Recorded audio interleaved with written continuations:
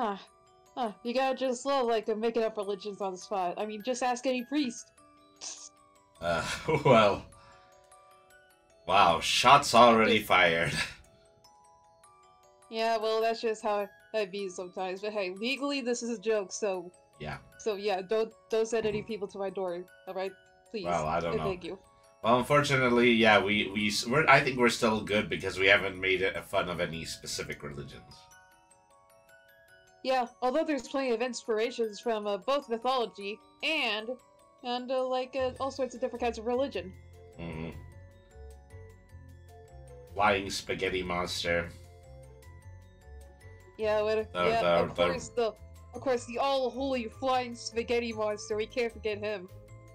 The realm of the subhuman patron of the JR. domain of didn't really happen though. Mm-hmm. I like that one personally, is just because that's a religion that embraces slack. Yep. Slack. Pretty much. Slack the ability. Yeah, the prime teaching is encouraging you to say like, my source is that I made it up. Yeah, that one is pretty much on its head. Okay, our source for all of this is that we made it all up. Yep, that's pretty much the basis for all fantasy, really. Well, I mean, for fantasy in particular. And that's what we're writing tonight. We are writing fantasy. You better believe it. Fantasy, all sorts of whack kinds of religion and gods, like all sorts of things, and all of them will absolutely cause a continental destruction if they so much as were called a poo-poo head on a random day. Hey. See, these are not kind, benevolent, caring gods. These are gods that will turn your entire society into a bunch of hamsters.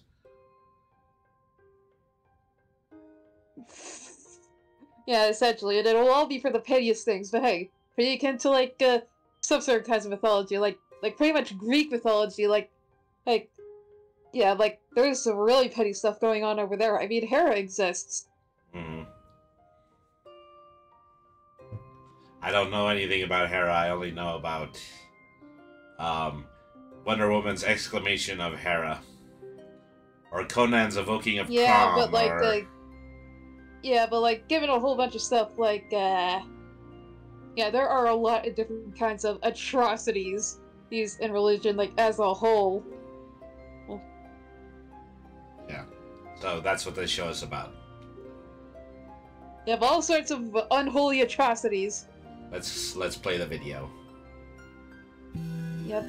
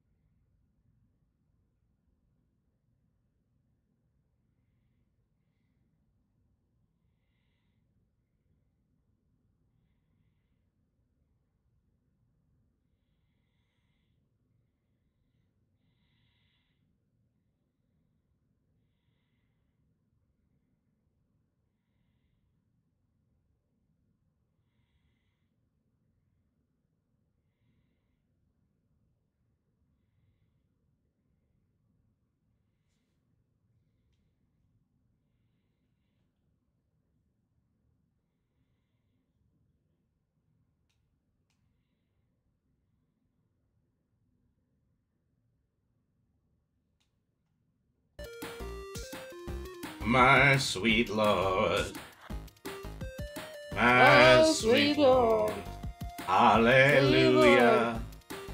I really want to see you, Lord.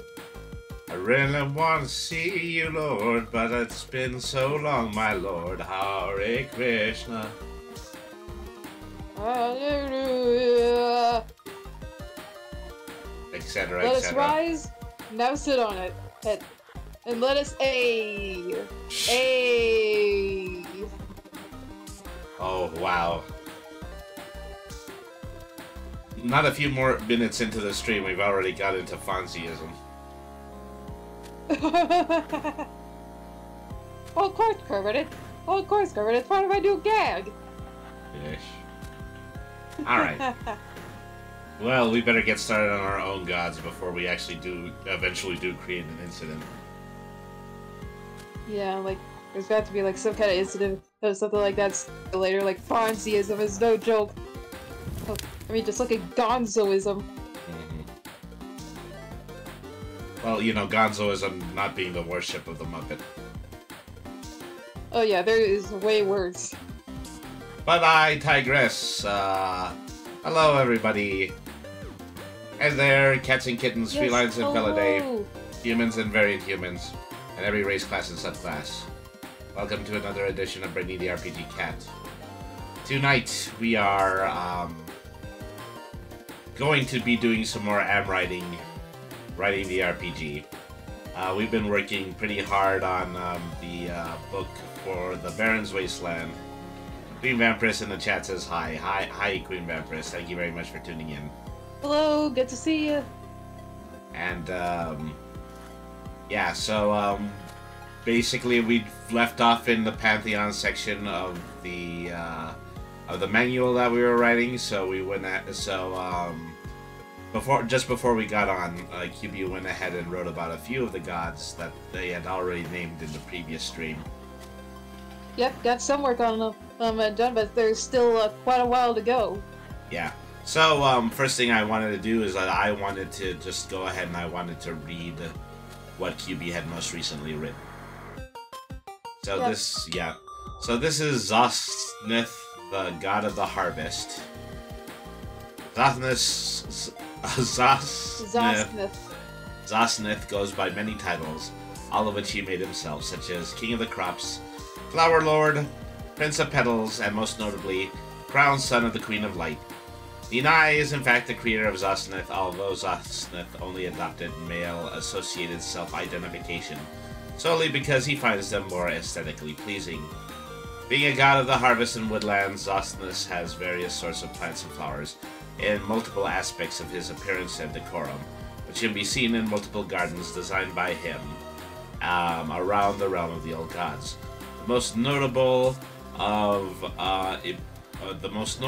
of his floral displays being the crown that he always wears, which holds a large menagerie of many flowers and leaves.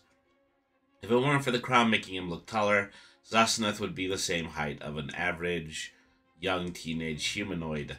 But that doesn't stop him from holding his head high figuratively and literally thanks to his royal-sized ego and various steeds.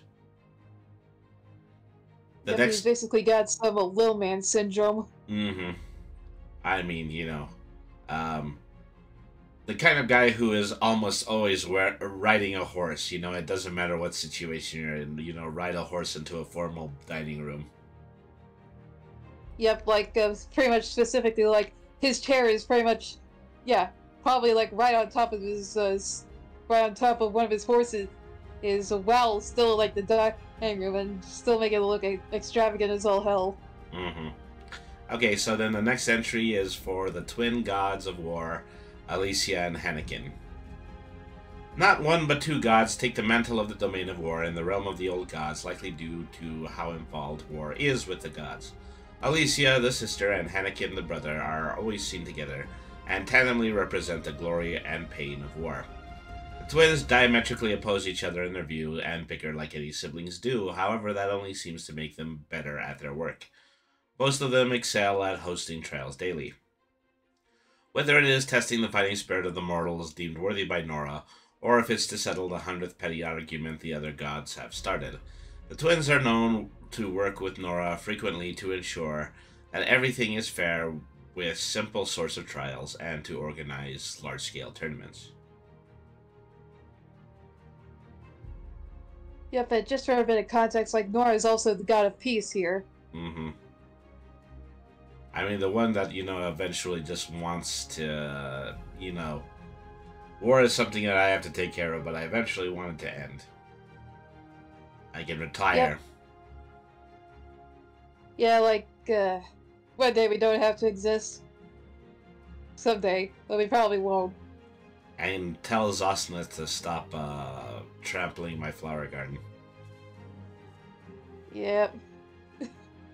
Of course, it's always somehow Zosneth's fault, but like specifically with gardens. Alright. So, Nier, the god of death. Nier is one, if not the most feared god in the realm, known as the Lord of None. He was the first god to break combat etiquette when he attempted to usurp Aodel and steal the role of ruling the gods. Aodel is the... well, the person... Aodol's the god of life. Pretty much the head honcho god of the group. But is to say that, you know, we still need to do that entry. It's probably one of the entries that we'll do tonight. This was unsuccessful, of course. Yeah. Causing Aodel to imprison Gnir in Null, a pocket dimension made for punishing gods, demigods, champions, and mortal alike who commit particularly grievous crimes. When invading mortals are condemned to execution, a ritual is performed where Nier is temporarily summoned from Null to devour the guilty and drag their remains with them to Null. We're not entirely sure what Null is like, but I'm fairly sure it should stay unknown. So, a little bit of first-person work there. Very well done. Yep, pretty much. Yep, essentially. Yeah, pretty much, it's like every single kind of pantheon has to have, like, their version of Satan, right? Like, big man downstairs. Yep. And, you know, it works. I can imagine him being, you know, a little bit more dark and brooding, silent, judgmental. Maybe like a character like the Spectre or the Phantom Stranger. Yep. Took some inspirations of, yeah, pretty much the tales of how, like, Lucifer fell from Hayden, but also, like Hades and stuff like that. Like, deal with things like the dead.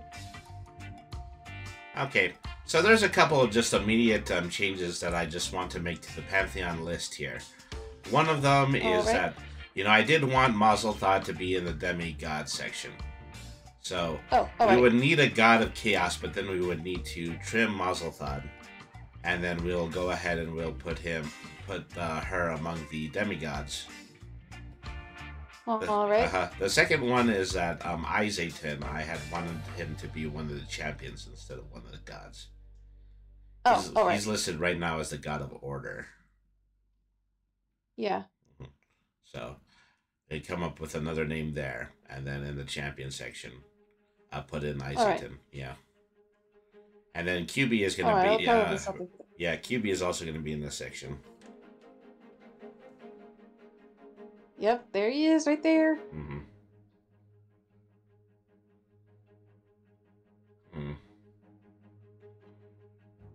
Alright, anything else? Well, you know, I think I might be having an error with my browser, is that,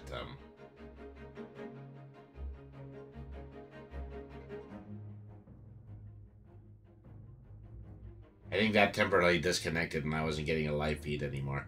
But that's fixed now. Oh, alright. Okay, so, well, while we've already gone ahead and we've moved down Mazelthod, we can start to try to create a description. This is probably the character that is actually most featured when we do our actual play RPG. Yeah, so far she's been like pretty much the only one that was really like showcased the most. Okay, so I'm gonna start out. I'm just gonna see if I can do a riff on this. Right. Mazelthod represents the balance of order and chaos, specifically as it pertains to the environment of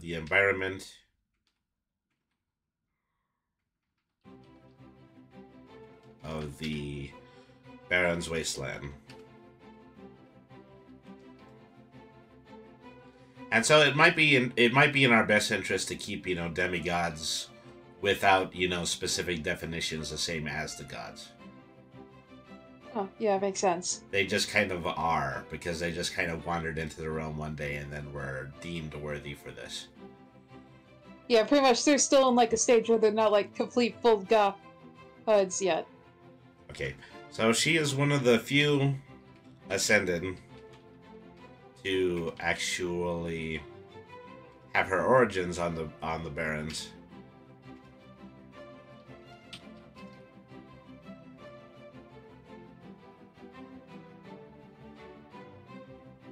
As she is a moth Arthrophe.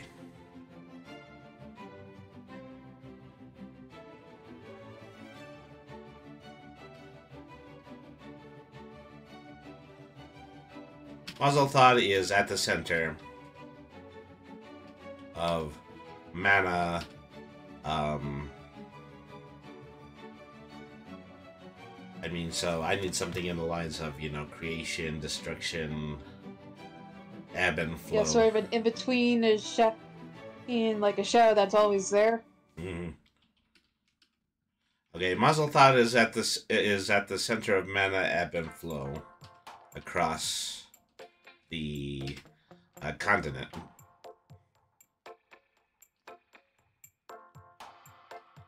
Always either siphoning or producing light or shadow mana.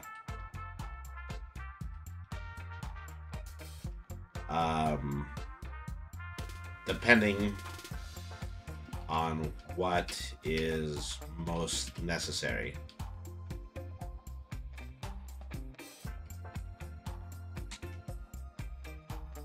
But most necessary for what? That's the next question.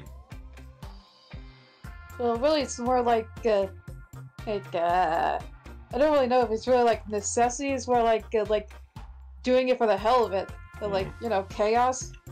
Yeah. Okay. Well,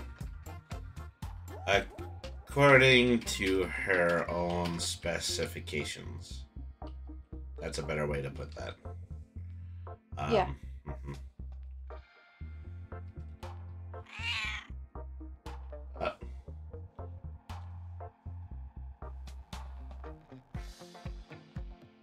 I heard a notification, but I'm afraid I didn't get any mentions about it because I think Streamlabs is dormant in the background. Ooh. I'm pretty sure there's a stats window I could be opening up here. Probably. Yeah, Twitch activity feed. Mm-hmm. Thank you to Upturn Kovev for following. Welcome to the stream. Yeah, welcome to the stream.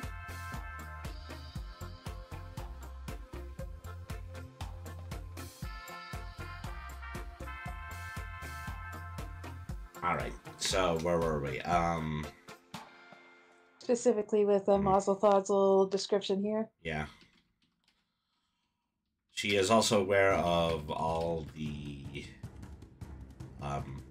any source of good or of light or dark magic.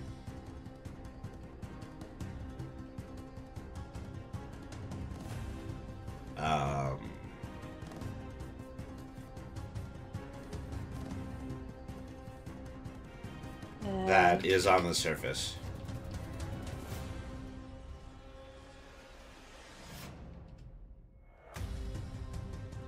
Makes some kind of sense. Uh-huh.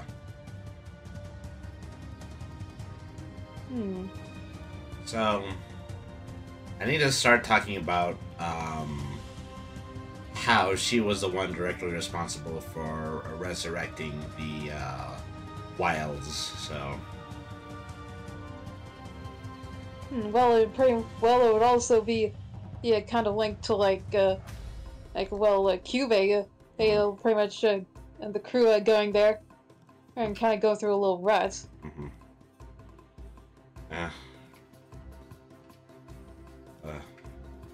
When the entire realm was made dormant by Isaitin,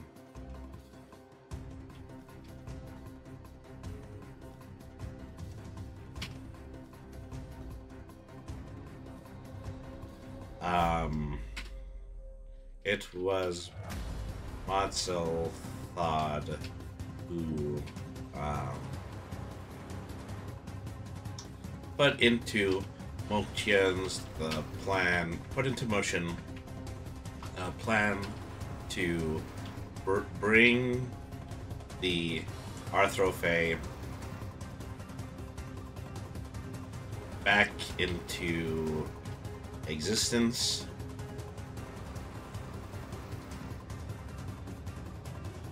with the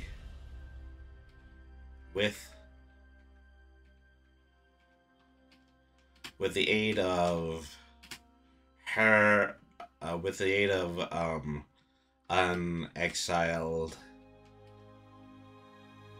Arthrophae named Kyubey.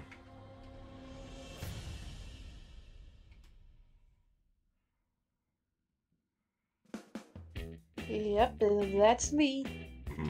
She also enlists the aid of 2 other faithful.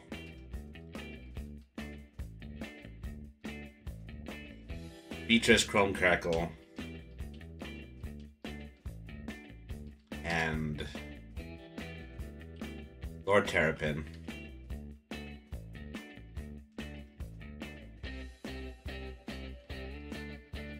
To grow the wild of the gosh, what did we name the forest? We named it the Titan Forest. Yeah, Titan Forest. Of the forest to her specifications. Putting her in direct conflict with the minions of God of, well, of Zosnith. Yeah, whatever God of Order is gonna be. Well, it's really just no, Zosnith, because Zosnith is the one who's going to say, "Oh, well, look at that ugly moth in my begonias." Yeah, oh yeah, that's right. Like, are you serious? In front of my salad? Yeah. In fact, it's right on my salad. And he probably would be like the kind of god to pretty much be like, "Art thou serious in front of my vegetarian salad?" Is that, you know, he would probably want things like perfectly square hedges and rose bushes. Yeah, nice and trimmed, like, yeah, practically wanting each and every single flower to be like positioned in a very certain way. All right. And so,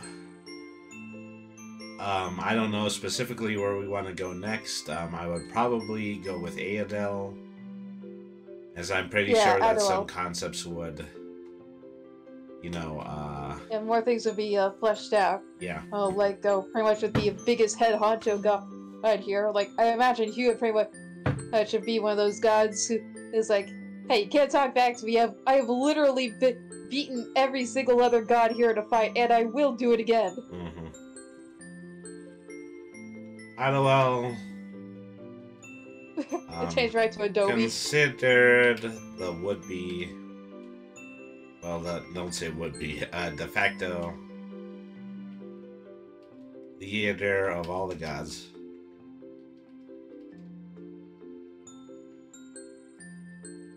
Holds domain over the ability to create life.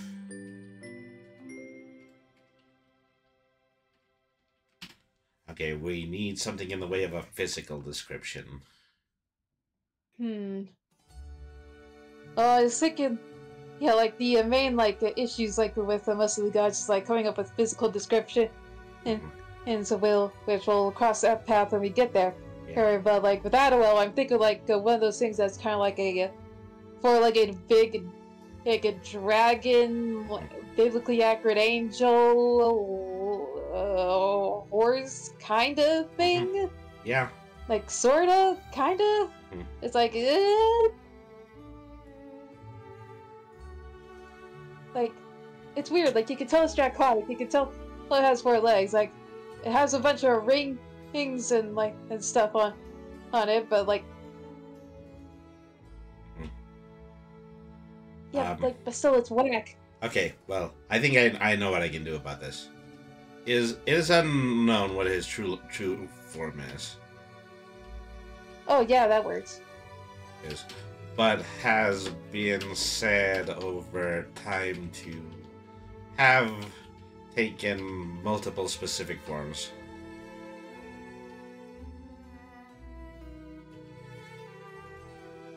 Like that of a gold dragon.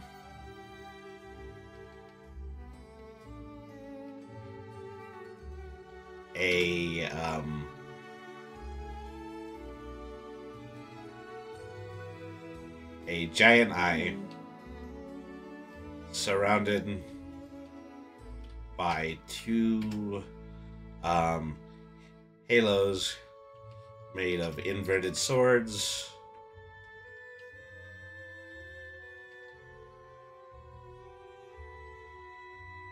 Let's say a human in gold robes. So pretty much actual Jesus. Yeah. Well, I was going more for Zeus.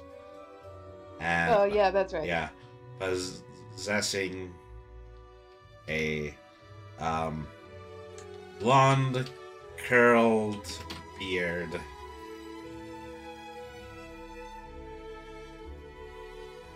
And a few others.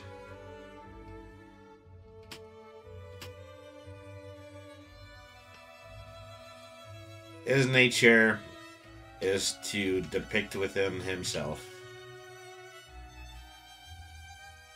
all different forms of life, which is why he doesn't seem to stick to a single form.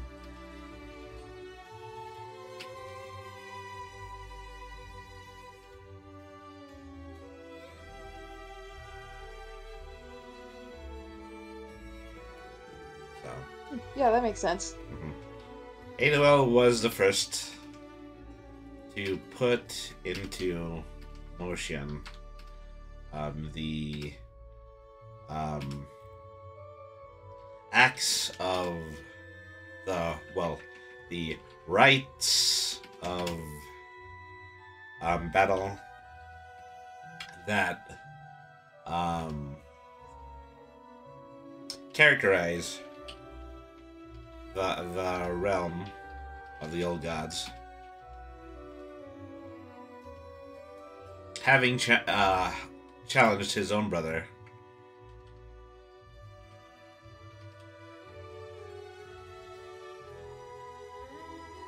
That was Nier. Yep, that is Nier. For the throne. And succeeding, casting Nier down into the null realm for the first time.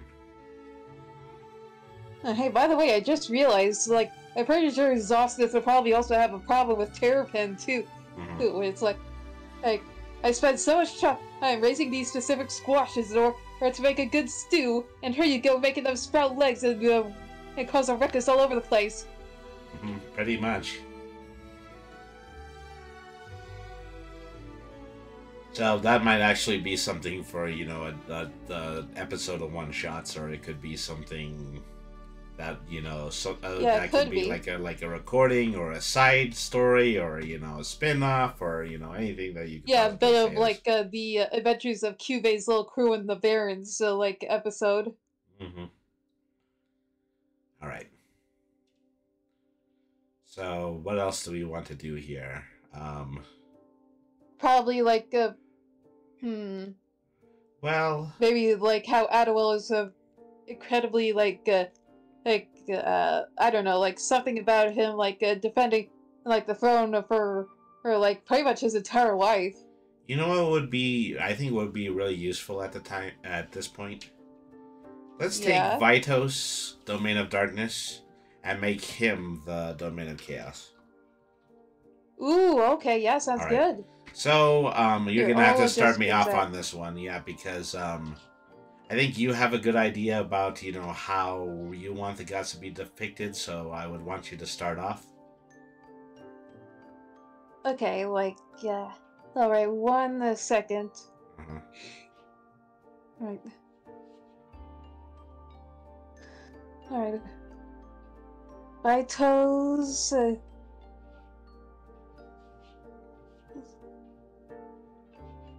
Um. Hmm. I don't do so hard under pressure. Or Mhm. like, yeah, you know, right. I mean, you know, you can start with the simple things like God of Chaos.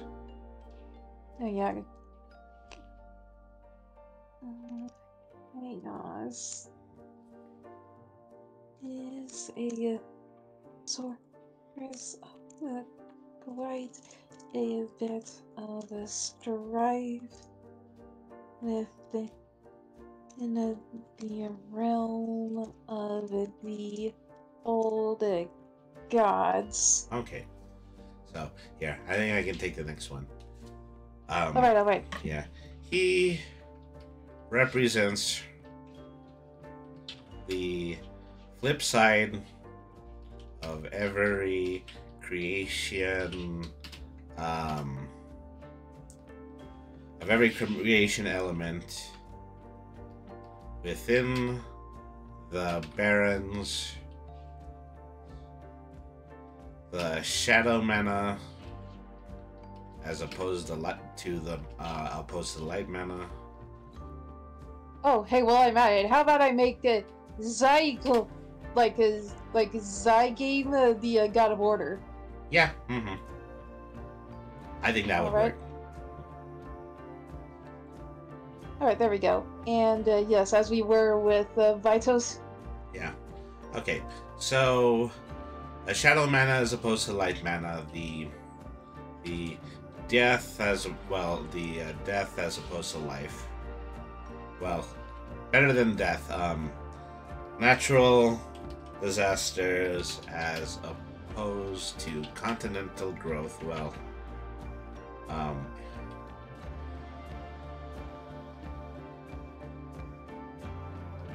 and so on. He takes the form of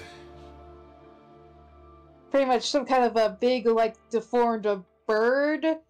Because, like, what they use is, like, you know, like how, like, things like crows and ravens, and especially magpies, can be. So he takes the form of a large raven in a state of constant mutative flux. That works. Always growing additional limbs,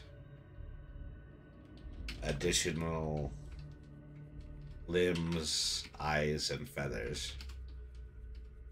Well, beaks and feathers. Yep.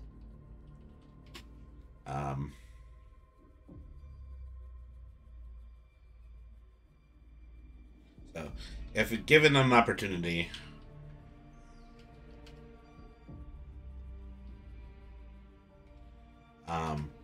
he would alter the state of the planet in a way that it would defy all human explanation.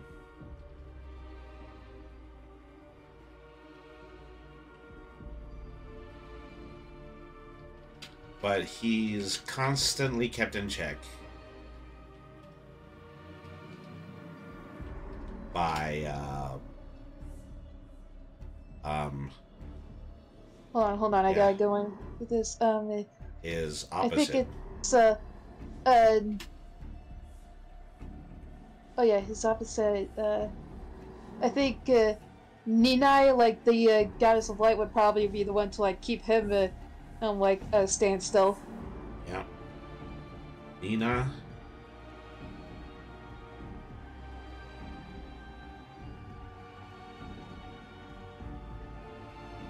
I'm trying to find the name. Yeah, Ninai.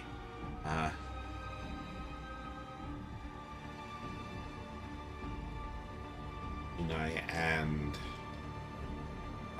demigods who control the planet. I think Zygim should also be included too, since he's the god of order.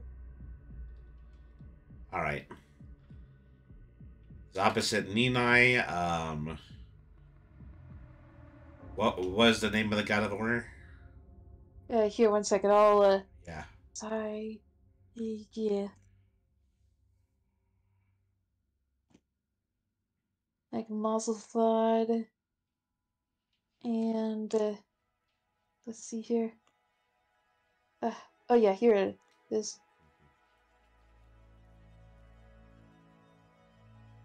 And Iserton. All right.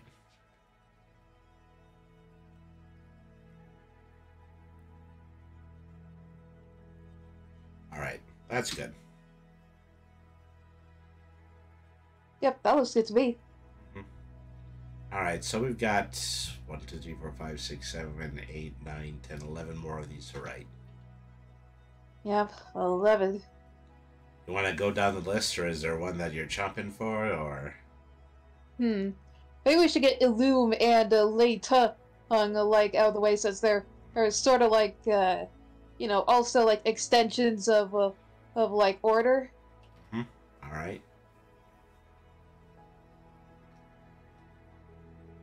Like yeah, Illum and Leiting. Also, you put like you put him up here, like Zygim. Why? Okay. I think he was very good like down there, so I could just get rid of this. Okay, what do we have? Like we already filled out Zygim, like oh wait, oh wait, he's already like down here underneath Nola. So yeah, don't really need him there. Let me just. You know, at one point I do remember, yeah, you just gave me a list of every demigod and their names. I can just start populating that right now. Yeah, I'll get to like populating more demigods as well. Oh, yeah, ones that don't really fall under like a certain like specific order, but they're still like, you know. Well, at some point, anyway, you know, when I'm writing the final version of this, I might actually take the time to alphabetize everyone. Oh, yeah, that's right. Oh, yeah, we can wait for later.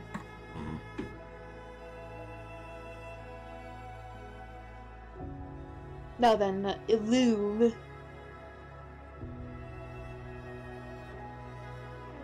Let me see here. Illum. One of the monochrome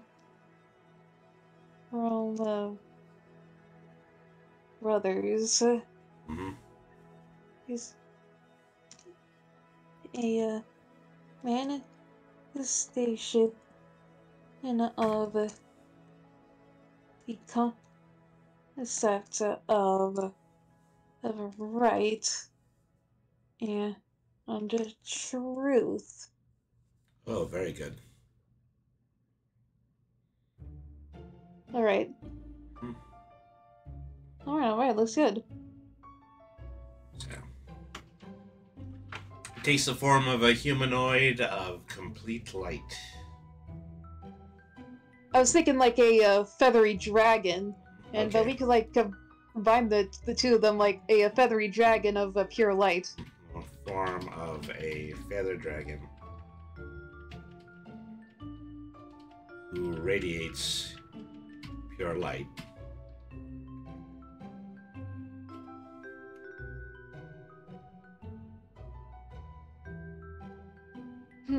Maybe like this like could also like turn into like certain kinds of fire if he's like in the position for combat. Mm-hmm. You know, like burning light. Yeah, said light can transform into a celestial fire whenever Illume is placed into danger or conflict. There we are. Whole bath tug. Thank you very much for following. Yeah, thank you for following. Good to see you. Woo!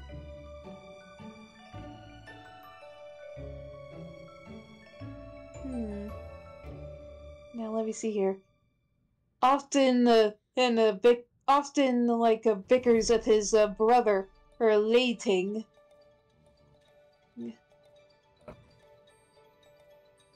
With their respective views causing endless conflict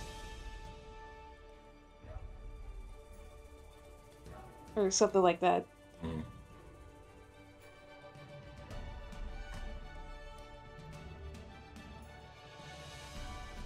Okay, say that again. I'm going to attempt to write the sentence.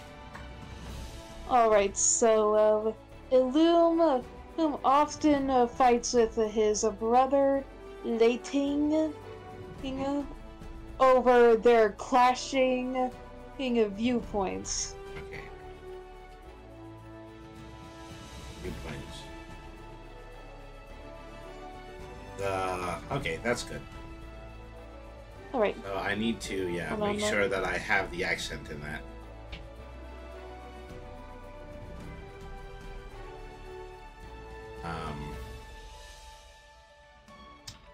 Their arguments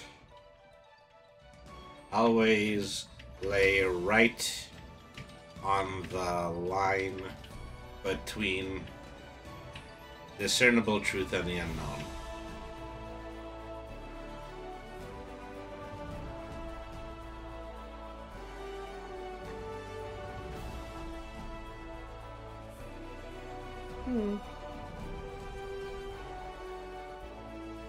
Discernible truth and unknown wants.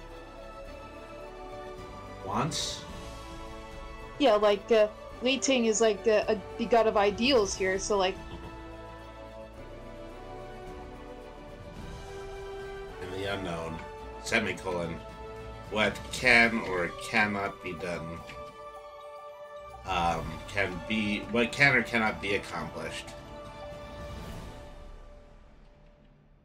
and still be considered a fact, or a force of nature, it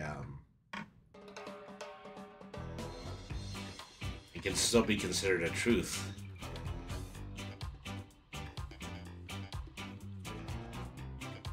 Yeah, that's good. Alright.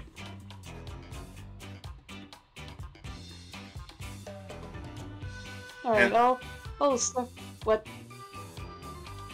Well, and then in contrast, yeah, we can do Leiting, god of ideals. Yep.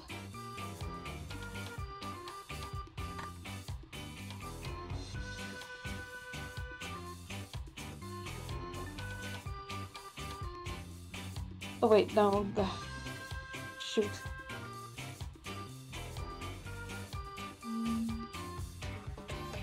Yeah. Okay, there we are. There we go.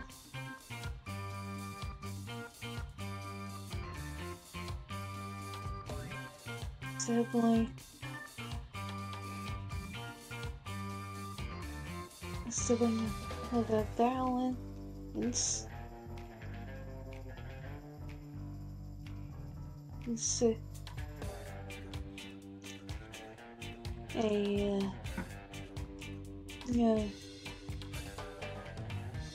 is a being is a entity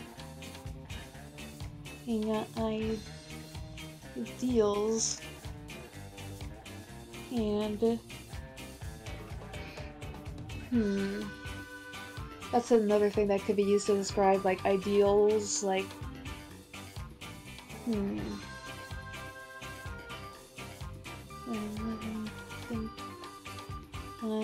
Think he's a brain.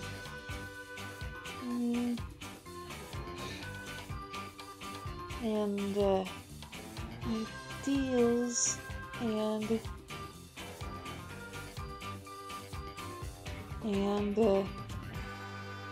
Brainy, could you help me out here? Yeah. I mean, ideals and possibilities. Yeah, there we go. Possibilities. Yeah. All right. All right, he in contrast to his brother in Luke, who takes the form of a stone on a dragon, and his rock hard scales that can and cause a certain kind of energy to erupt, a certain kind of electrical energy to erupt from him, sort of like those ferrofluid stuff.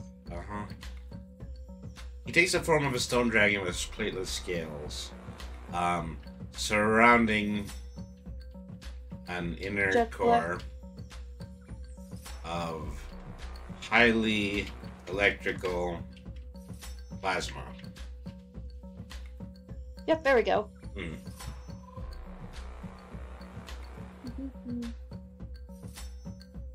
Okay. Let me see here. So his purpose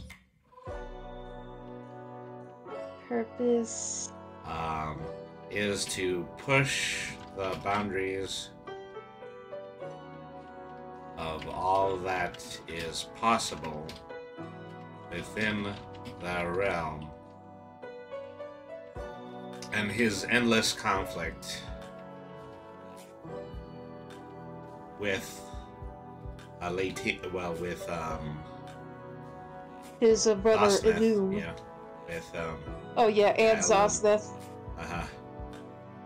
Zosneth has quite a bit of beef with everybody.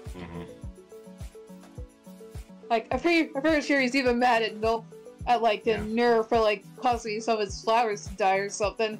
So yeah, we can just kind of write that about we can write that about him, is that he's just the most combative one.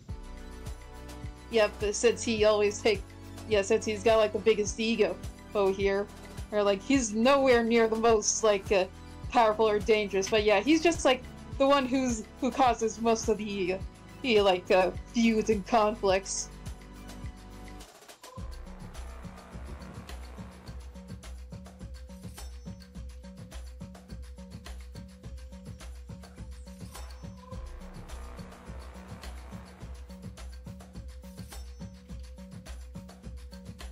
Alright.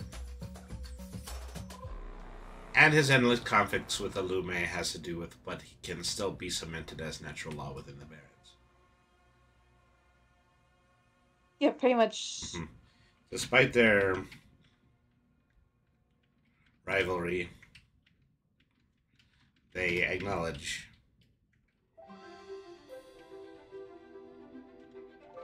that both their roles are essential. Never wanting to turn into a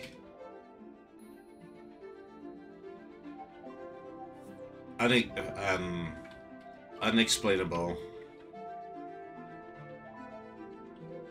entity like, say, Vitos. Yeah. Alright.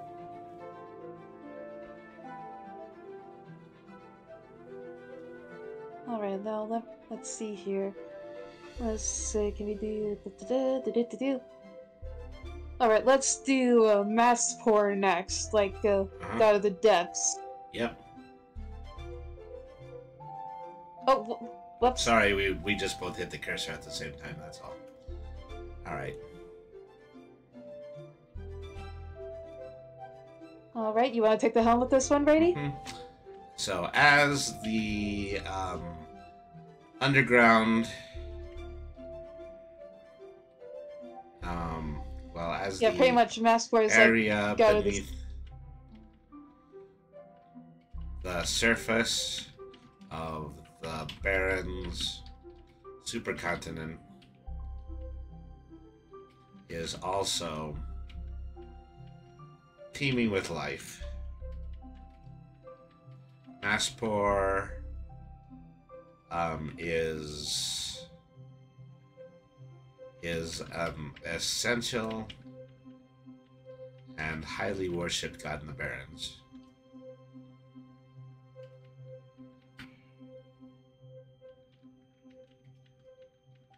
All right.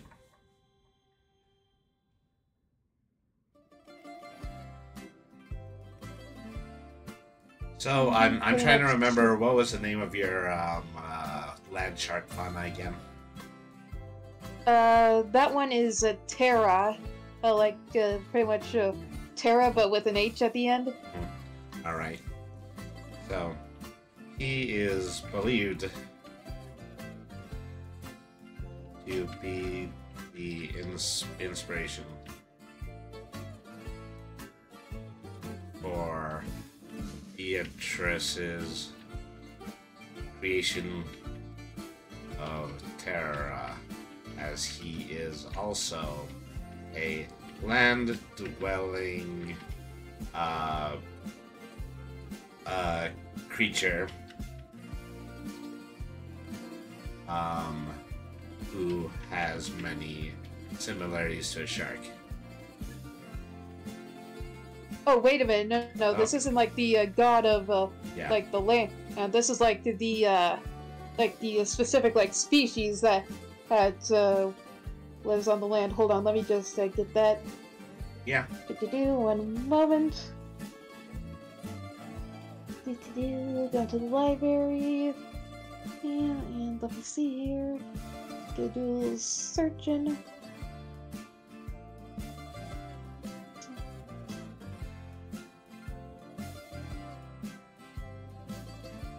Oh yeah, Arma.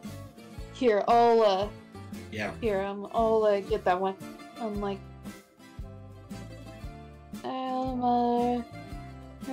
Char. This. Yeah. Yeah, there we go.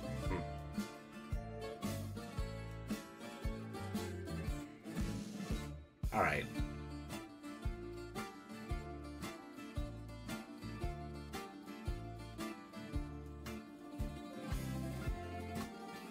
Maspor is responsible for the prominence of the land, putting him. No, it's the water. Oh, he's a water. Okay. Yeah, water. Okay. Hey. Yeah, you're probably gonna have to. Well. Yeah, like one sec while I just like reread this part. As a matter of fact, I don't even think I wanted to be a he. I think I wanted to be a they. Yes, I was gonna be.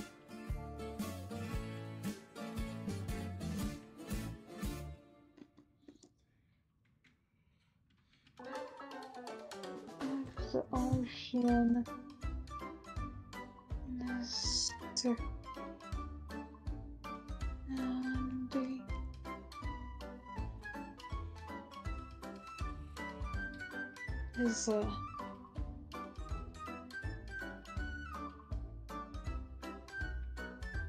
Is Bill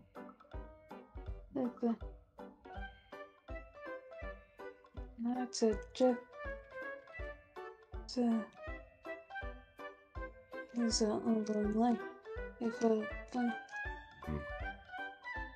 that's a it's sore is the life.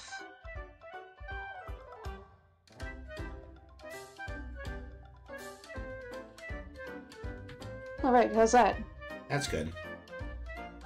As the vast ocean surrounding the Barrens is filled with not many, just many forms of life, but the ultimate source of life Maspor is an essential and highly worshipped entity.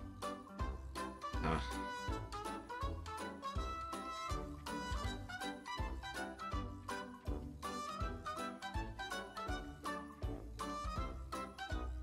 Okay. Okay. Maskor finds themselves.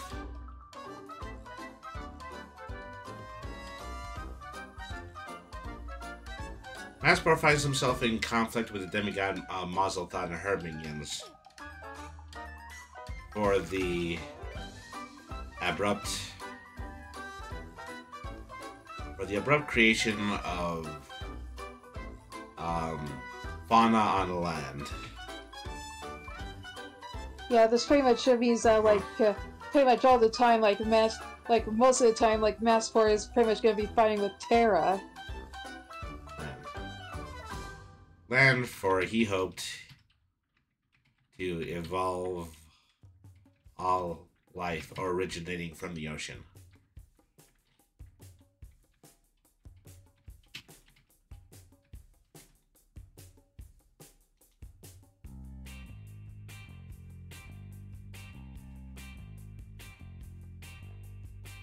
So then we need... Yeah, looks right to me. Yeah, the sky and also the land. Okay, he also rivals significantly with Corrado with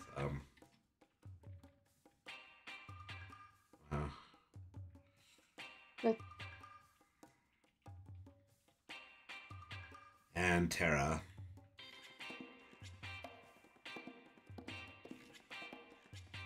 Who also want to see expansion of their own realms.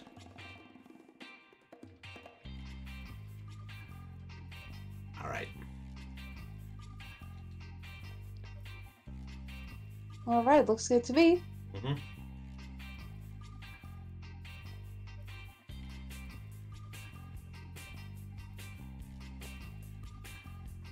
I also wrote he won last time.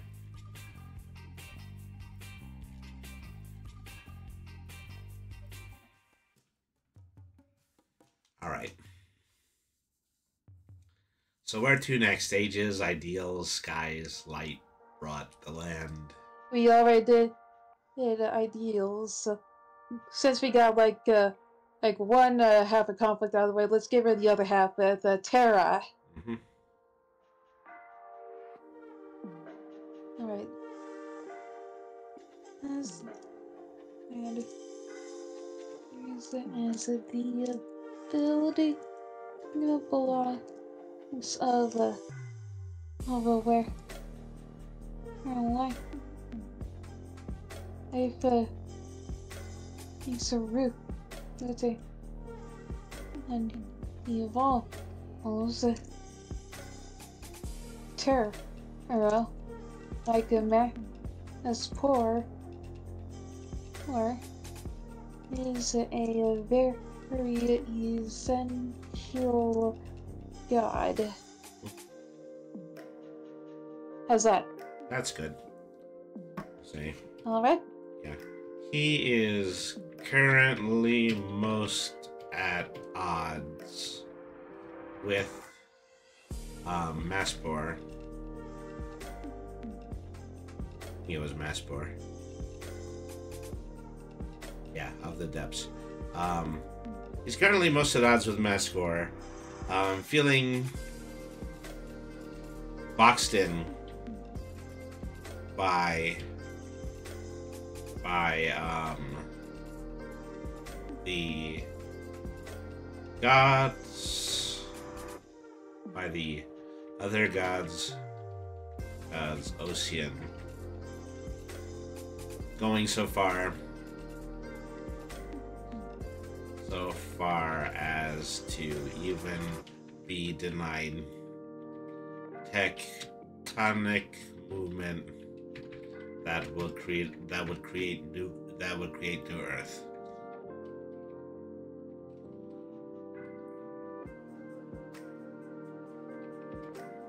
Mm-hmm.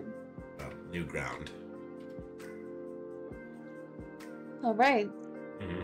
Yeah, it's like probably like Terra wants to like add some more like continent and to go along with the bears, but Massport is kind of going against that since he's already mad with the Barons just popping up out of nowhere. Yeah. Okay. So somewhere in between, we need to provide a description.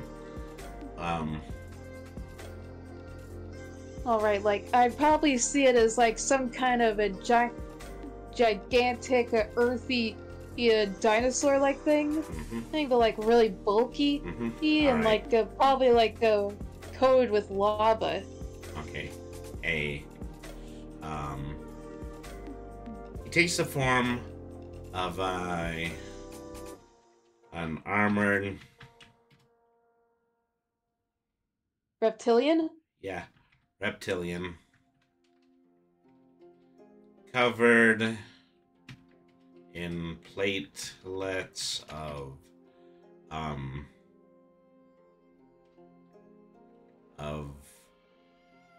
hardened magma.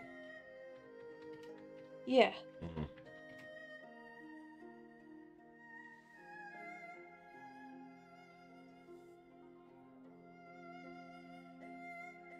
Okay. Man possessing a thorned,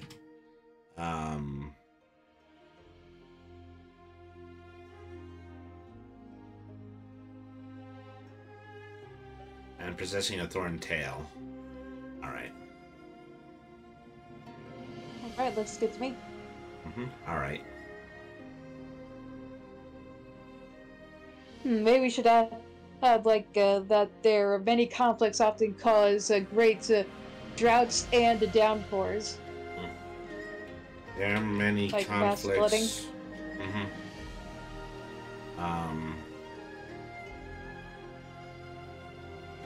Well, actually, I would kind of give that with who was ever beefing with Corrado of the Skies or the two Brothers of Truth, one of which does possess lightning.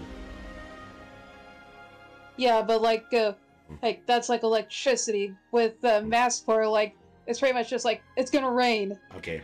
Well, I mean, I was gonna say just this: natural disasters and the eruption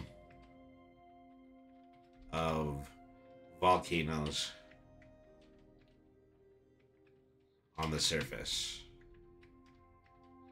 of the supercontinent.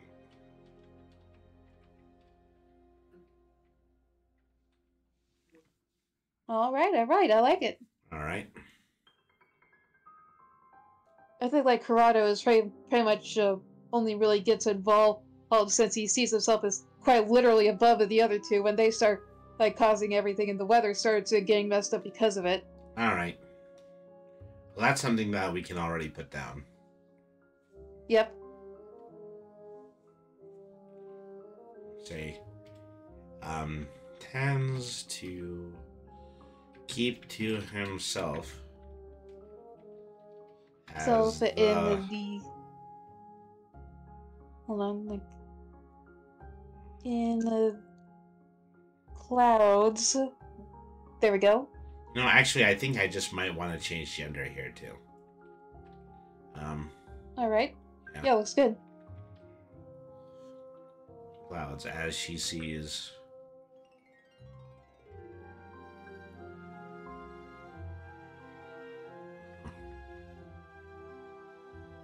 remaining one of the more neutral gods in the pantheon.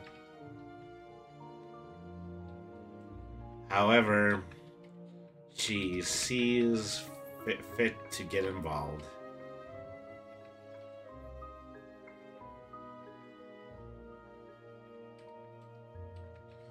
when the actions of any other gods affect the clarity of the sky, the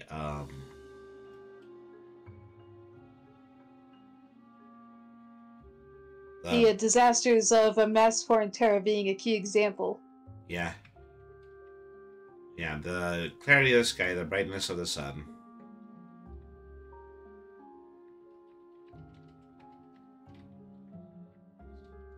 And any event that may harm the visibility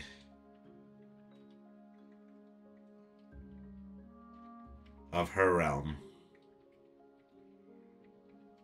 from the surface.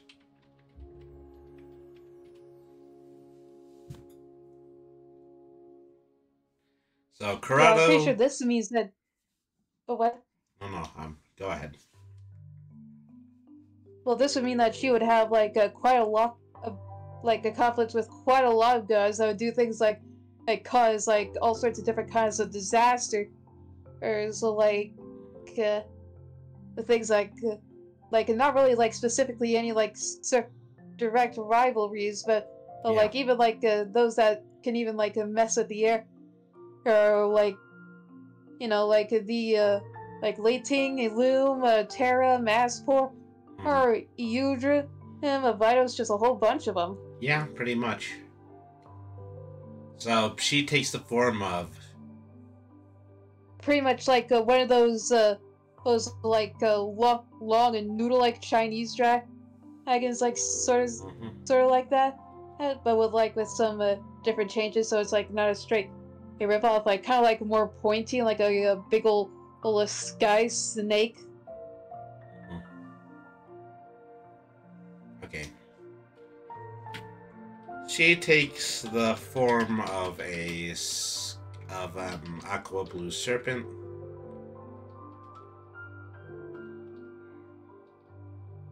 With white wings.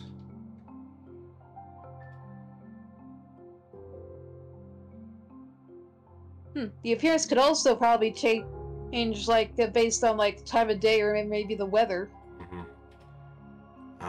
She takes the form of an aqua blue serpent with white wings, absent of many limbs. Any clear limbs. Okay.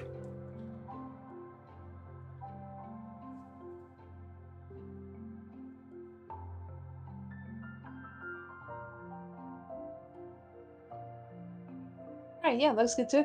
Looks good. Alright. Corrado. Alright. Absent of any clear limbs. And her form changes, often representing the change in weather.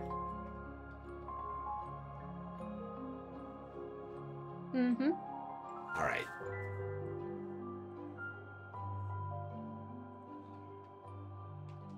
Instead of form, just coloring. Alright. Yeah, pretty much just coloring. Would like interfering, with another guy. It's a conflict. It's often in this is a temporary truth. This is a bit between the two opponents as the fight was interrupted. How's that? Okay, Corrado interfering with other gods' conflicts often causes a temporary truce between the two opponents.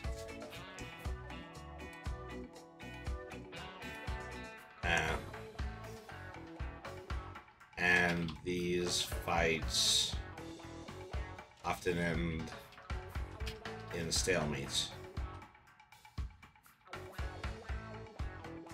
Yeah, pretty much. She comes out and is like, "Hey, take your fighting somewhere else. Like, do it in the stadium where it's not like messing up all my weather." That's right. All right. I'm not having your weather missing bull in here today.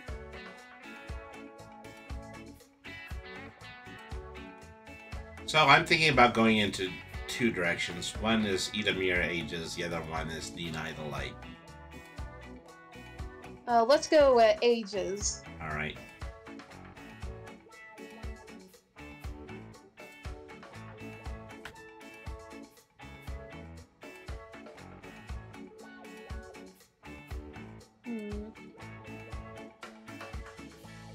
Okay. Takes the form of a large stone vase eroded by a constant stream of sand blowing across it. Eroded by... I was thinking it could probably be like a big old stone golem or something, like maybe something like that. Yeah. Probably like the result of probably the result of being created by a long gone civilization, maybe the one that once inhabited the realm of the old gods. Mm-hmm.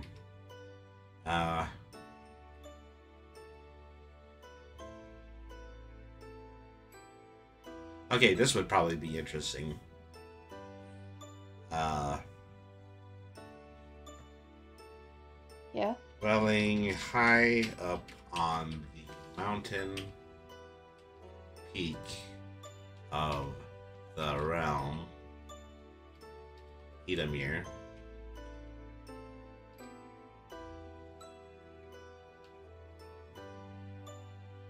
So, blowing at the mountaintop. Blowing across the mountaintop.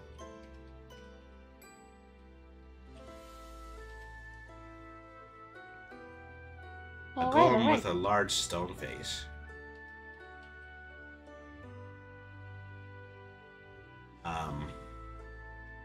Edamir believes that no pretty much like preserving the past. Yeah. Well, I was gonna say instead that, Edamir believes that time solves all conflicts,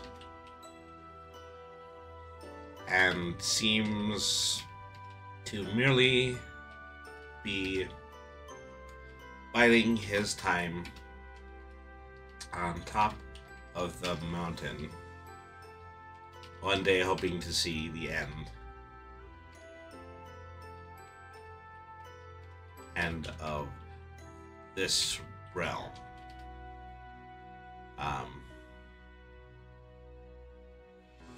So he had foresaw the original destruction of the surface of the land by Isaitin. Uh-huh. Mm-hmm. The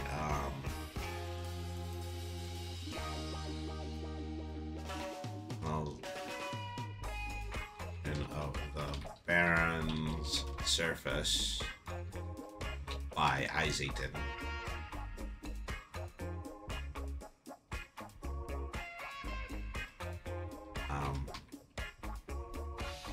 But did not anticipate the intervention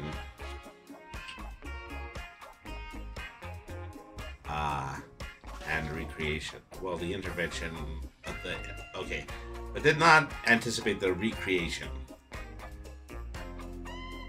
of the land. Caused by Moslethaw's intervention. Mm-hmm.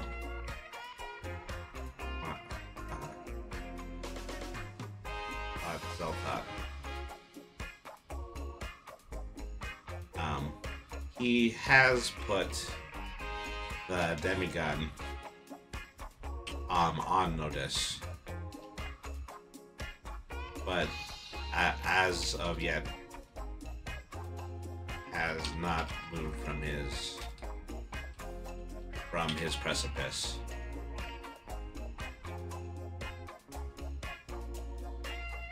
Everyone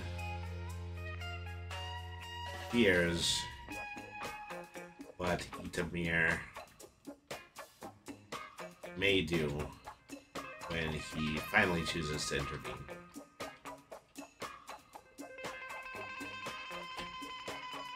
Alright.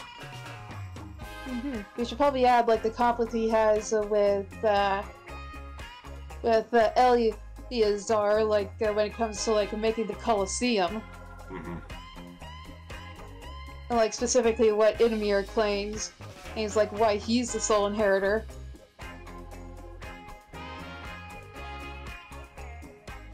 So it's Itamir that claims that? Well, Yeah, it's like both like him and the god of ironworks. Yeah, Eleazar, Alright. So the way I would want to handle that is I would want to put that in between the first and second sentences. Oh, alright. His mountain became the site of the Colosseum built by Eleazar. Himself and the god of ironworks. Yeah. And Eleazar, the god of ironworks. Leading to a long argued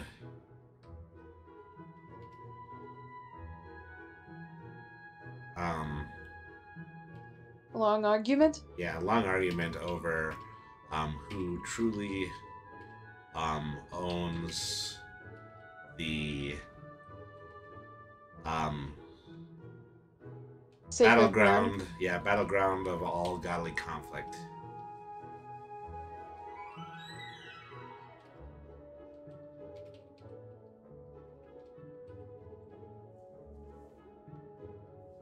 Okay, there we are. Alright, that looks great. Mm-hmm. Let's see.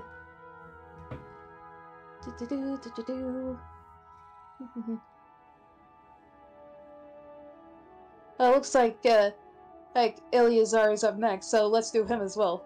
Yep.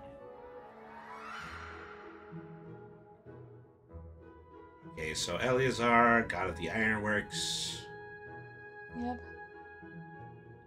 So what I would like here is I would like to see, is there anything that actually does somewhat innately work with metal, or... Let me see here. My mind is immediately going to, like, those bagworms that tend to build cocoons out of softened gold if they're left inside an area of treasure, or... Oh yeah, that sounds pretty good. Okay. Like maybe like these this worm kind of part could be like you know how you can see like with the smithing how like the metal is pretty much like melted. Mm-hmm. And like the rest of the body is like a pretty much this crafted body of gold. Like the true form is pretty much just a big old worm of a metal worm. Okay, so Eleazar is I got capitals. Yep, accidentally hit all caps. Is considered to be the first god to ascend to the land, as he is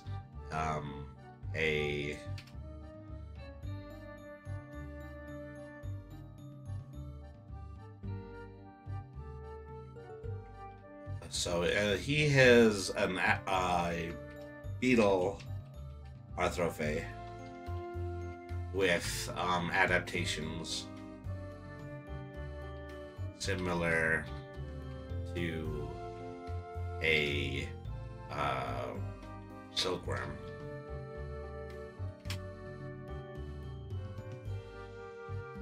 I don't know, that was my stab at it.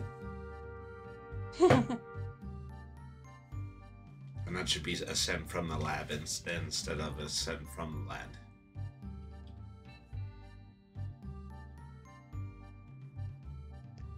Yeah, looks good to me. He, in life and in eternity, he has become known as the greatest crafter of natural ore.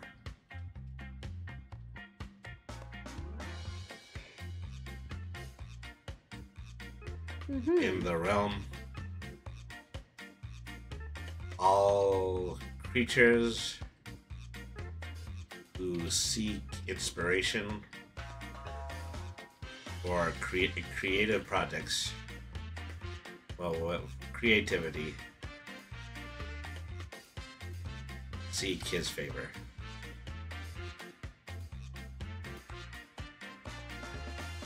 Alright, looks good to me.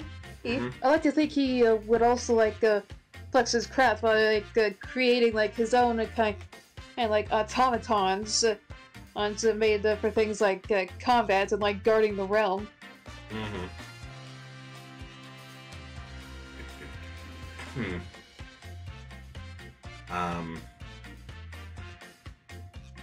Let's see, how can we work this in?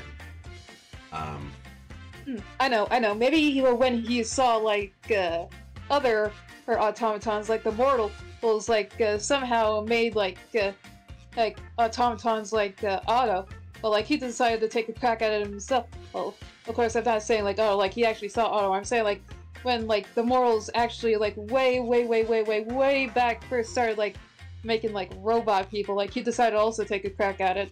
Yeah. All right. So.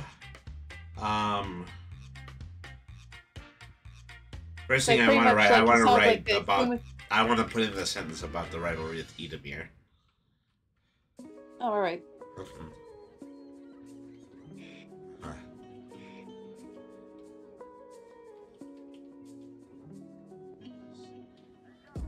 Out of as he built the Colosseum out of Edamir's mountain, the battle rages over which of the two gods made the greater contribution.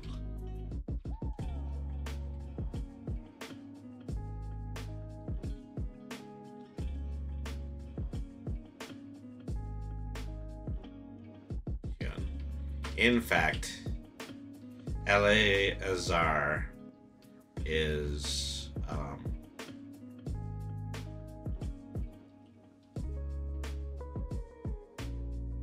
considered one of the more youthful gods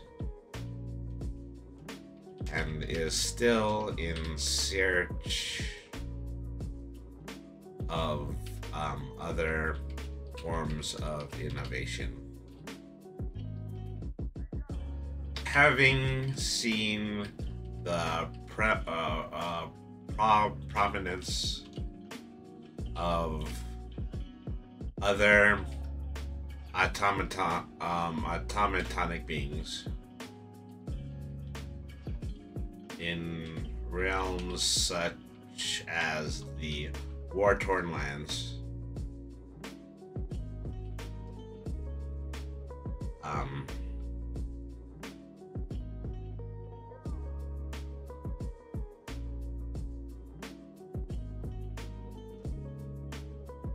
Eleazar's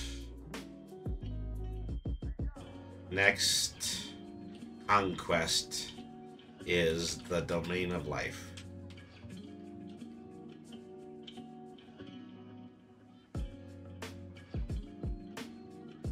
As he hopes to develop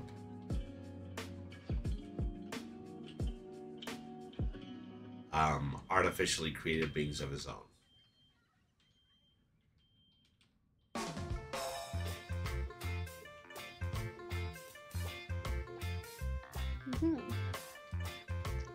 Okay, that's good.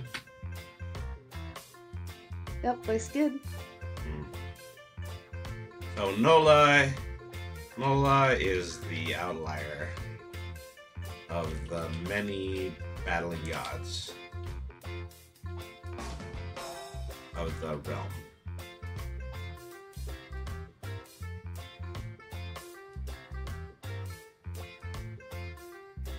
Oh, I know what that can be put here. Here. Well, the gods are formidable and easily seek combat. If Noah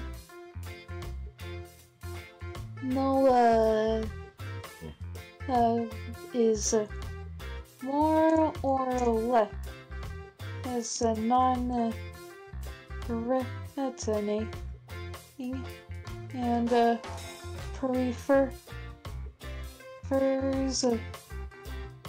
is a more childish hold on. More childish Preoccupations. It's like occupations as such as collecting things that intrigue her, like toys. All right. There we go. Okay. So she is... I want to say she's a crane. I was thinking like something more like a cat. But more like something like a little kitten. Let me see. But also mixed with some elements from things like more peaceful animals like unicorns, like having the horn and sort of a weird tail.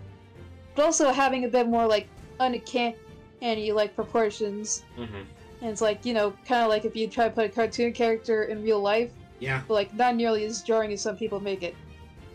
Okay. Let's say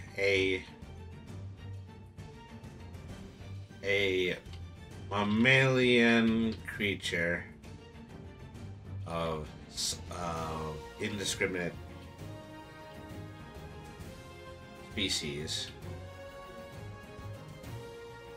Mainly being Covered. Mainly being taken by like how cute they are, or like in the Nola's eyes. Like, is this thing cute? I'll take some elements of this.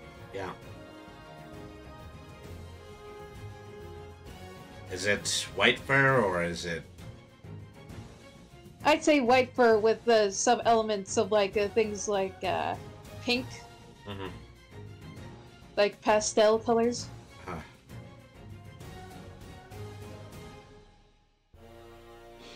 Fur striped with pink. Well, fur striped, both striped and spotted. In light pink flecks, light pink patterns. Okay. All right.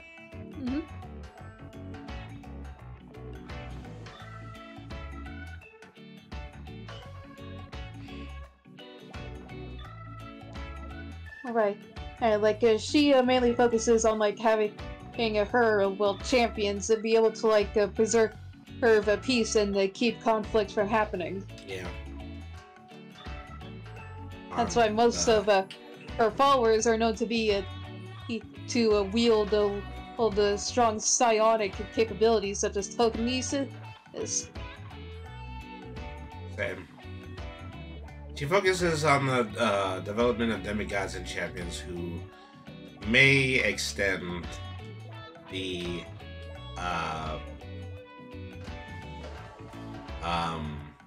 process of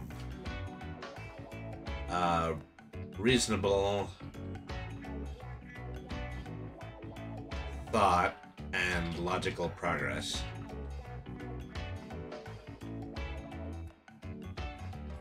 Across the realm. And therefore, many of her champions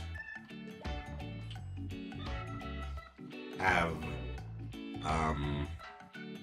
intellect bordering on the use of psychokinetic powers.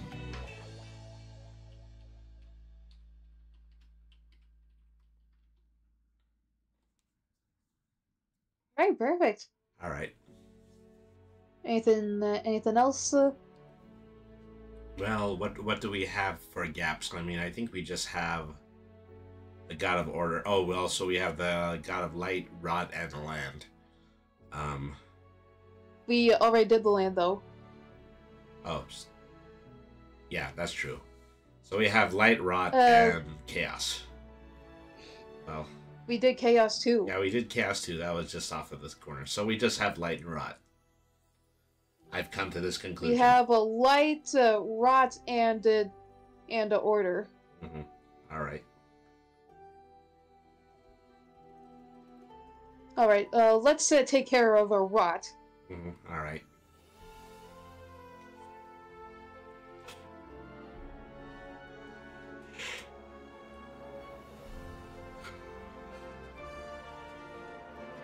I keep wanting to see it like Swamp Thing. Yeah, like I'm thinking like Swamp Thing, but like more akin to like our pools of a sizzling acid, kind of more like swamp. So like in the form of like some kind of like swamp worm that's mainly made up of sludge and like wet and like all sorts of different kinds of bones. Like a dead goopus swamp thing. Like if it was like a worm, like you know, like the sort of worm, like the things that are like dragons, but like not really having wings at all. Taking the form of a swamp-rooted willow tree with hanging branches perpetually surrounded by mist. Although that doesn't say anything about his sentience. Yeah, that doesn't say anything about sentience. So I'm thinking like it said he's like a big old like he's sort of like one of those like kind of looks like a lich or like some kind of undead and like an undead dragon thing.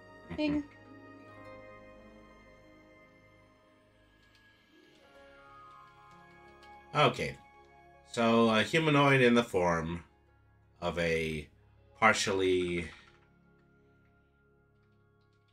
desiccated monitor corpse. lizard. Yeah, that works. Okay.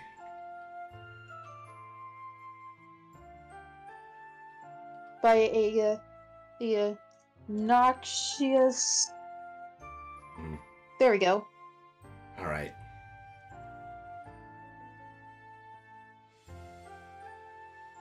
Eodrim is obsessed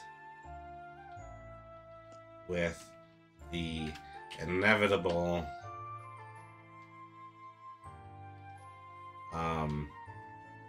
destruction of all things.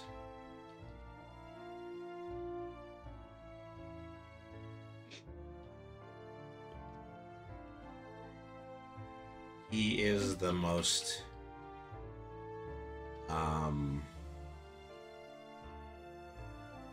he is the lone god still associated with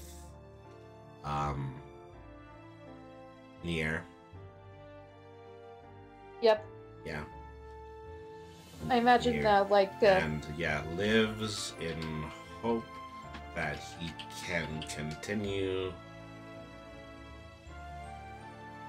to send the living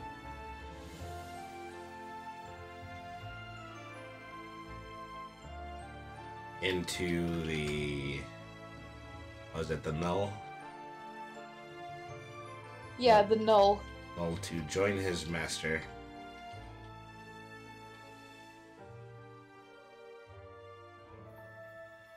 I However, imagine Vitos would probably be also the only other god that would also still be associated with a Nur. Yeah.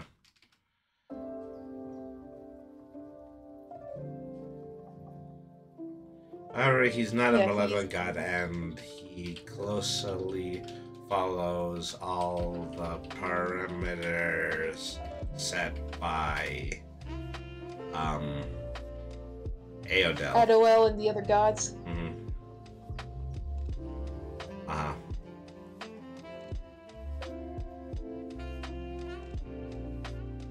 To how to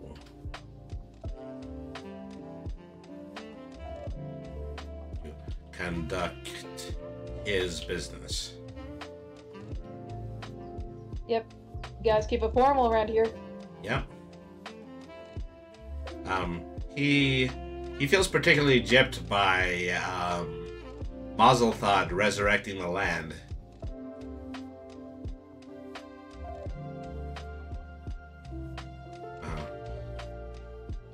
And he, and I'm pretty sure, like, he also has, like an incredibly bitter, or, rivalry with the Zosnith, since he's so uppity and high and mighty about, having all the, being able to have all these plants, and so, like, I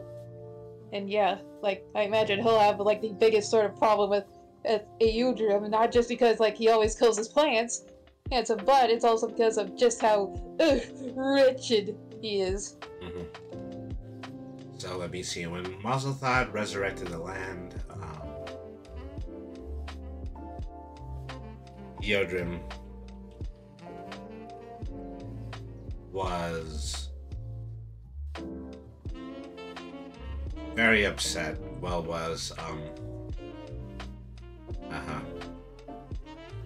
Okay.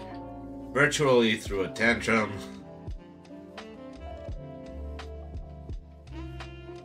That's what practically all the gods do. Izatan.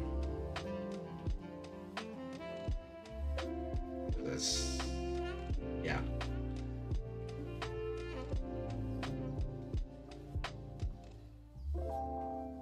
And he saw Izatan's destruction of land as just.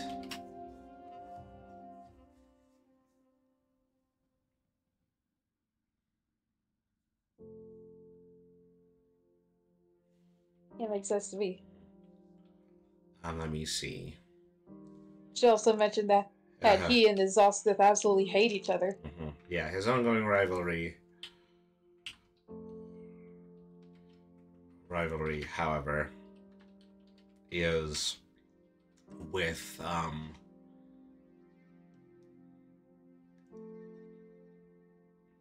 that was with Zosnith. Yeah. Yep. His ongoing rivalry, however, is with Zosnith, who has an overly idealistic view of beauty, which Eodrim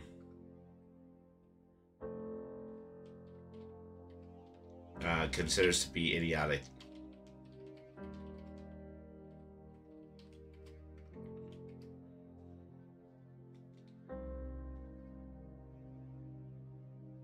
Alright, there we are. Yep.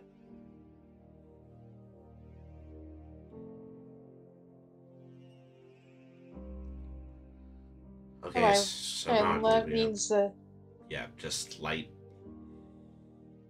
Yep, light and order. Yeah, alright.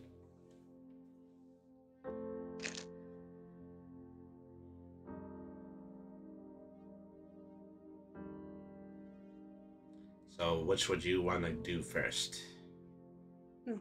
Let's do a light first. Alright.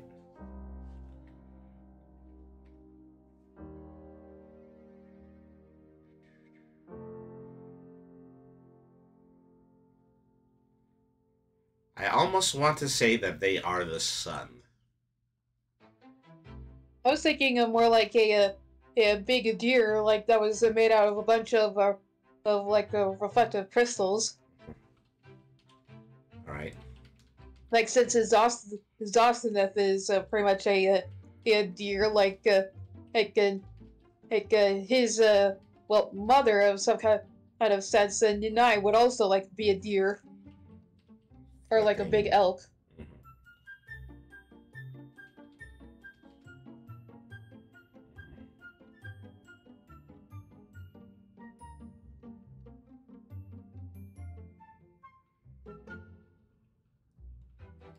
Yunai's domain is the sun of that hangs in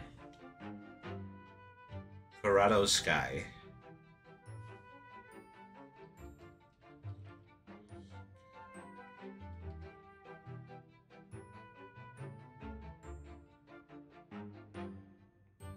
As these two are so linked together, Corrado is highly predictive. Yep, they get along great. Uh-huh. There's no real conflict between these two. Corrado is highly protective of Yunai.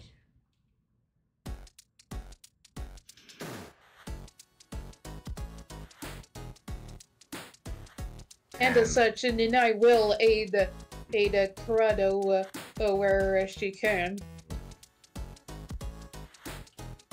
Well, I was gonna say, it is really just hot, very, very hot on the Barons. So Yanai is a little bit excessive when it comes to being the son of the realm. Yeah.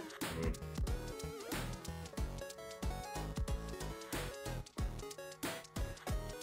Early dominion over the citizens of the Barons of the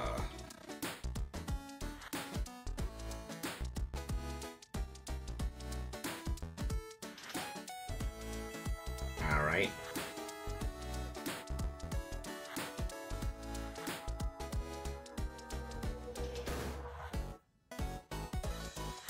Maybe the fact that Yanai pretty much causes the seasons to happen is why he made a Zosteneth.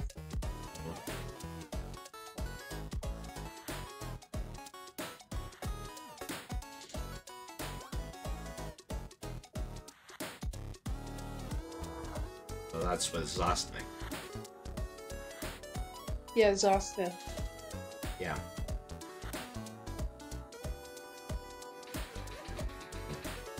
Okay, I've got a way to express that.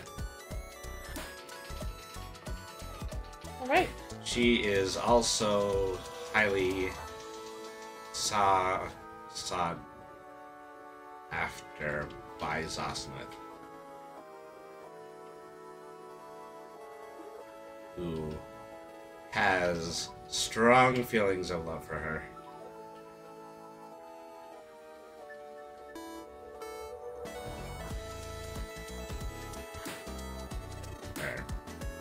And indeed, their courtship frequently brings down rain from Dorado sky in warning that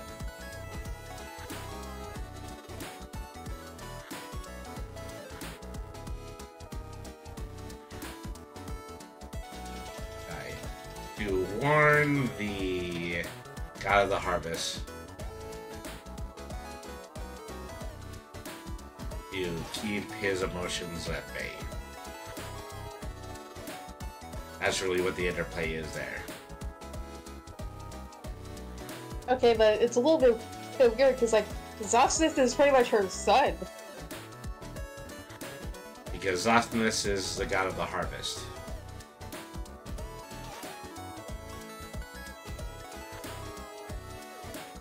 Okay, so we want to just, yeah, avoid that. Yeah.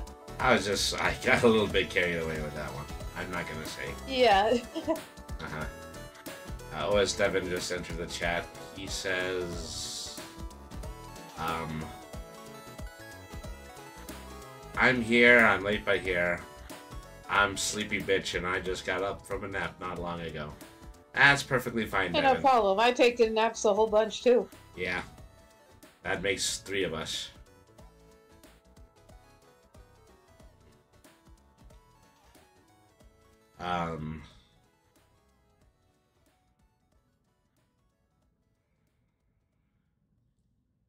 So yeah, this is invariably not going to be a yeah, this isn't the Bible of Alabama here. Yeah. All right.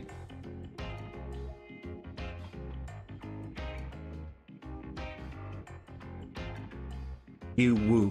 I was thinking since like she more or less inadvertently creates a season, she also gets hassled about things like harvesting too. So in order to get off that extra unwanted task, she pretty much made exhaustive by pretty much planting a seed and letting it grow on the earth, specifically growing on the light that she produced, which eventually became exhaustive. Okay, you know, so kind of like the reverse of how like people become trees. A lot of mythology.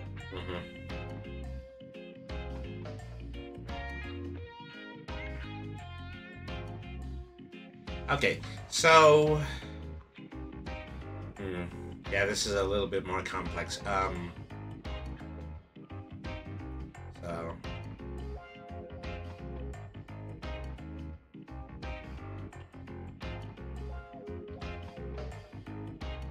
So there's association with Zosnith, the god of the harvest. Well, okay, they are patrons to Zosnith, the god of the harvest. Yes.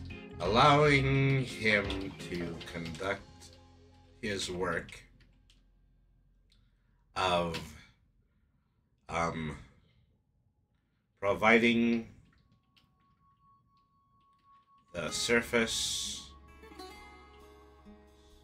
with flora. Is that accurate?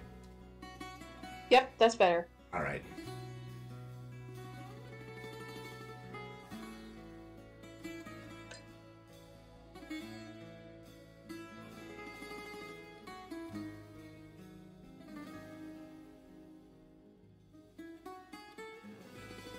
They should probably also mention how Ninai keeps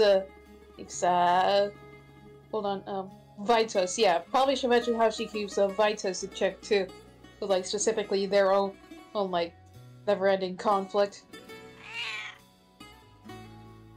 Devin, thank you very much for subscribing for a tier 1 subscription for another month. Hey, Devin! Devin has been a subscriber for 5 months, and now he has also purchased another card pack through Streamloots. So thank you very much for all of your support. Thank you, Devin. So good to see you. Alright. Patrons to Zosnith, the god of the harvest. So who are we talking about opposition to? Vitos. Uh-huh. Yeah, the god of chaos. So...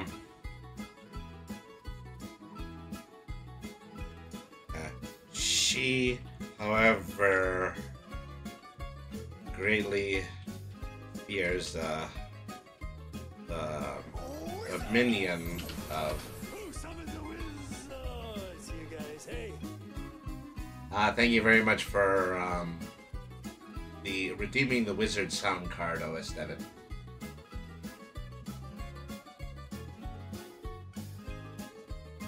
Alright. Alright. You're a wizard.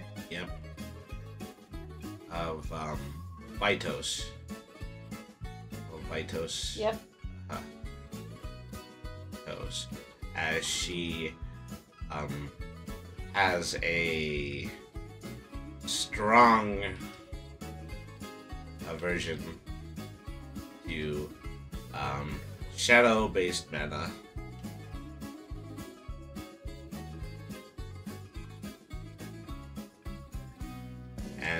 And the domain of the Chaos God would surely destroy her before too long.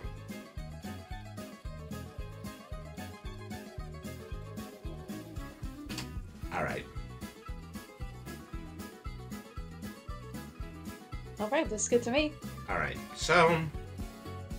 yeah, that is everybody except for the Zykim, the Order God. Yep. He's pretty much the one left.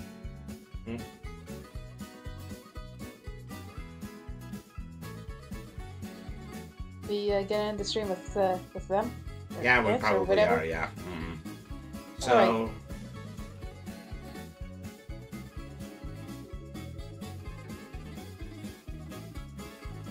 well, answer the simple question.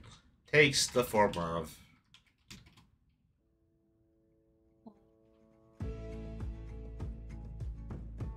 I was thinking of something like a Hydra. yeah, well... a multi-headed... I mean, we wanted to do a unicorn before. What if it was a multi-headed horse? That would kind of be a more, like, kind of a rip-off of the Sleipnir, the eight-legged horse. Yeah, alright. Yeah, this thing, yeah, plus the unicorn, like, the unicorn thing would also be, like, going into, like, a Nola's, like, appearance. It's a nod design again. What if we're a multi-headed lion?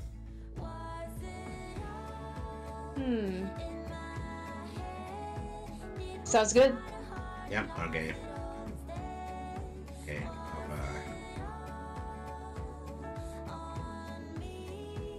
say he is a multi-headed maned giant cat whose multiple mouths speak in the same voice, all in tandem. Ooh, sounds good. Alright.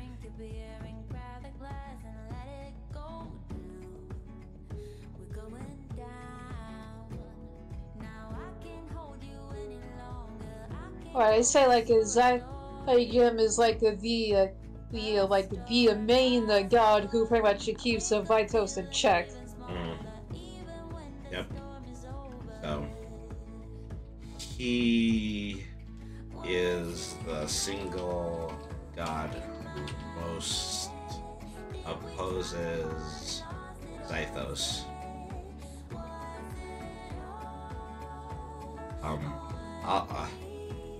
It's a Vitos Yeah. with a V. I'll fix that. Yeah. Alright. So, on alert in the event, the Chaos God gains any ground.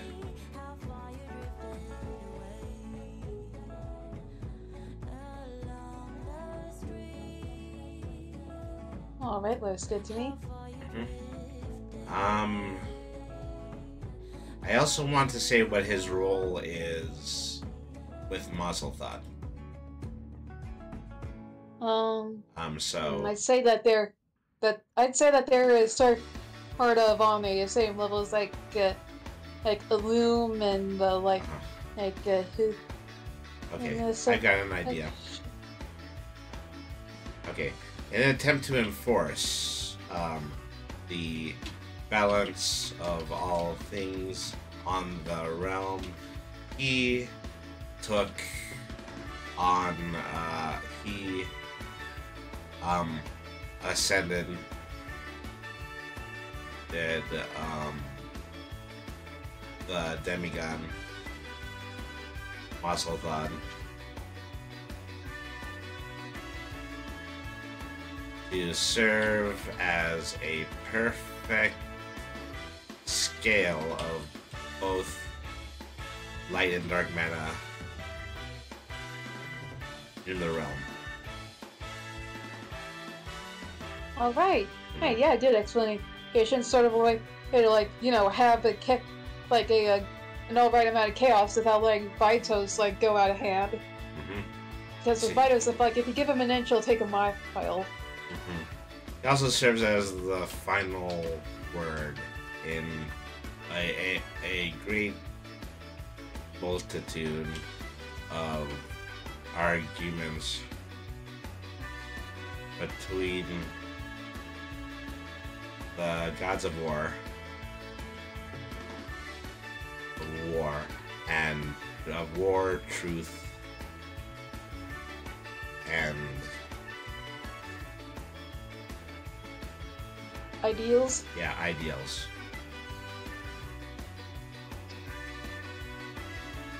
Say, many gods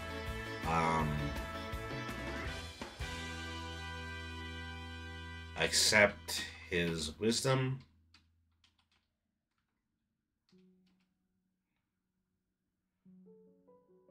though some resent his strong presence in the pantheon. Alright, looks good. Yep. So yeah, we have built a religion. Well, I'm sure, yeah, there's a lot more that we the main can talk about. blocks of the religion, if anything. Yeah. And so, yeah, so I'm really happy with this. I mean, this is something that, we've been talking about here and there for some time, and I think we've finally been able to... Yeah, I'm also really proud of this. Yeah. We did a really good job. Yeah, we committed a lot of really good words to, the system of gods that exists in the Baron's Wasteland, and yeah. So, in the background, we are just beginning to start talking about returning for Season 2 of One Shots from Meowing Portal. I'm personally just waiting for one more person to respond, and then afterwards we are more than likely to set a date. We are also... Yep. Yeah. So, I'm also thinking about, just interval streams within this channel. Is I might go slightly back to, doing some JRPGs, some TTRPGs, and also some strategy games. I recently picked up,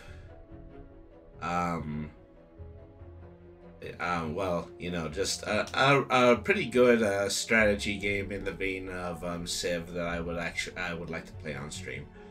But for the most part, I still want to keep the things generally in focus when it comes to tabletop games. Is that sometime next week I am going to commit to it. I am going to make the promise that I am going to do a stream where I build several of the figures that I had for Warhammer. So stay tuned for that.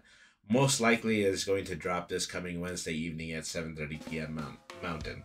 So thank you everybody once again for tuning in. We're going to take a moment. We're going to do a raid. Let's see, who would we like to visit right now? Yes, who shall we visit? I mean, I happened across a Kami playing Dave the Diver. Yaden of Rocky Mountain Pro doing a retro stream. Let me see. Soulstone in the middle playing Resident Evil Revelations. How about that one? Yeah. Resident. Yeah. Okay, so we'll go over to the Soulstone VTuber. Soulstone is, of course, an automaton VTuber who tries to be the team dad when in the VTubing community. So, yeah, let's go ahead and let's pay him a big welcome. So, this concludes our broadcast day. Remember, BRINY means smart. Nothing's too hard if you use your head. Always be the change that you want to see in the world. Have a good night, everybody, and thank you very much for watching.